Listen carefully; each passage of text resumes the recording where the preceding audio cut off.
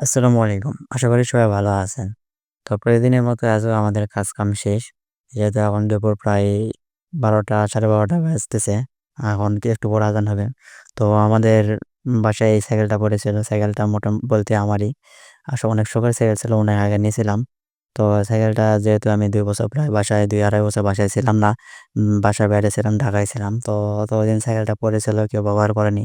আসলে আমাদের বাসায় ব্যবহার করার মতো আর কেউ ছিল না যে সাইকেলটা ব্যবহার করবে। এজন্য মোটামুটি বছর ২.৫ বা প্রায় ৩ বছরের মতো সাইকেলটা পড়েছিল। তো সাইকেলটাতে অনেক ধুলো জমে গেছে। আসলে সত্যি কথা বলতে এটা হচ্ছে আমার অনেক শখের সাইকেল আরকি। যখন ক্লাস 8 এ উঠছিলাম, তখন বাসায় অনেক জেদ ধরার পরে সাইকেলটা নিছিলাম। তো আমি যখন 8 এ পড়তাম তখন একলা সাইকেল সচরাচর চলত না। আমাদের মা, ভাই যারা ছিল তারা ওই যে একটা হিরো লাল সাইকেল ছিল আর চায়না ফোনেক্সের সাইকেলগুলা যেগুলা বড়, ওগুলা নিয়ে যাওয়ার পরিকল্পনা করত। তো আমাদের যেহেতু শখের বয়স ছিল ওটা, তো আমি জেদ ধরে এই সাইকেলটা নিছিলাম। তো নেওয়ার পরে চালাইছি অনেক। তো এখন ঢাকায় যাওয়ার পর সাইকেলটা পড়ে আছে। তো ভাবলাম একটু পরিষ্কার-টরিষ্কার করে সাইকেলটা একটু বাইরে নিয়ে যাবো। বিকালের দিকে নিয়ে যায়ে দোকানে নিয়ে যায়ে দিব যে কি সমস্যা ঠিক করে দেওয়ার জন্য। তো এই উদ্দেশ্যে সাইকেলটা বের করা। তো আমার চাচাতো ভাইরা আসছে, ওরা আমাকে হেল্প করতেছে সাইকেলটা পরিষ্কার করার। আসলে শখের জিনিসে ধুলা পড়ে গেলে মনটা ভালো থাকে না। তো আমি এসে দেখছি অনেকদিন আগে যে সাইকেলটা পড়ে আছে, ২ চাকায় হাওয়া নেই। মনে হয় লিক বা পাংচার হয়েছে, এরকম কোনো সমস্যা হতে পারে। আর বাদবাকি সব ঠিক আছে। দেখতেছি ব্রেক শু ট্রেক শু কিছু নেই। তো এটা আসলে আমাদের এখান থেকে শহরটা অনেক দূরে। এখানে আমাদের এই সাইকেলের যে পার্টসপাতি আছে, তো এটা আমাদের গ্রামে বা আশেপাশে পাওয়া যায় না। এটা নেওয়ার জন্য আমাদের নওগাঁ শহরে যেতে হয়। নওগাঁ শহরে নিয়ে যাইয়ে ঠিক করতে হয়।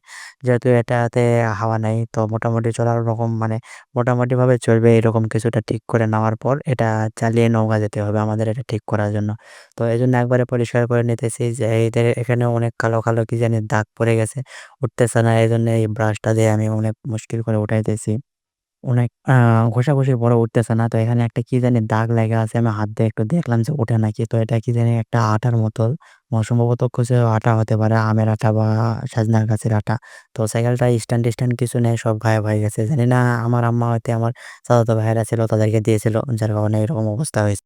তো যাই হোক সাইকেলটা ঠিক করার মূল উদ্দেশ্য হচ্ছে যদি একটু সাইকেলটা ভালো থাকে তাহলে এমার্জেন্সিতে বা ওষুধপত্র বাড়ির যা সামান লাগে হঠাৎ করে এখানে ওখানে বা আমাদের গ্রামের বা বাড়ির আশেপাশে কোনো দোকানপাট নাই।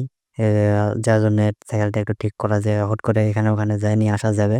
তো আরেকটা কারণ হচ্ছে যে বিকালে একটু সাইকেল নিয়ে এদিক ওদিক নদীর সাইড থেকে ঘুরে আসা যাবে। এই কারণে মূলত সাইকেলটা ঠিক করা আর সাইকেলটার যত্ন নিতেছি। আবার পরনে আগের মতো করতেছি। যেহেতু ধুয়ে দিতেছি সাইকেলটা ধুয়ে দেওয়ার পর এটা হচ্ছে আবার আগের মতো হয়ে যাবে। সাইকেলটা যেটা অ্যালুমিনিয়াম তৈরি, এখানে ধুয়ে দিলে কোনো সমস্যা হয় না। তো এইজন্যে আমরা পরিষ্কার করতেছি। মানে আমি পরিষ্কার করতেছি আরকি। একটু পরে বের হওয়া হবে এবং বাসার ছোট কাজকর্ম হবে। তো আজকের ভিডিও এ পর্যন্তই ছিল। তো সবাই ভালো থাকবেন, সুস্থ থাকবেন। আমাদের জন্য দোয়া করবেন। সবাইকে আল্লাহ হাফেজ। আসসালামু আলাইকুম।